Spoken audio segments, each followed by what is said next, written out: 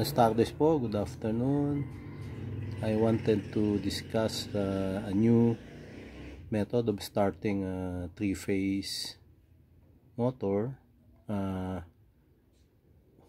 This is another system. We call this one an inching system. Okay, let me explain.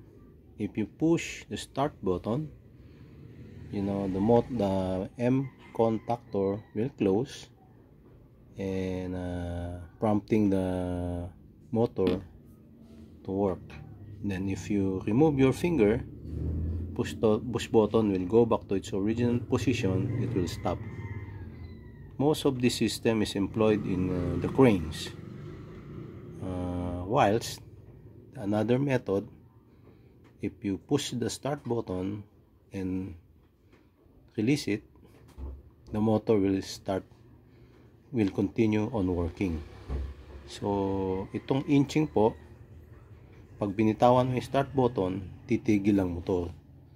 Yung normal na push start stop push button system, pag binitawan mo yung start, mananatiling tumatakbo yung motor.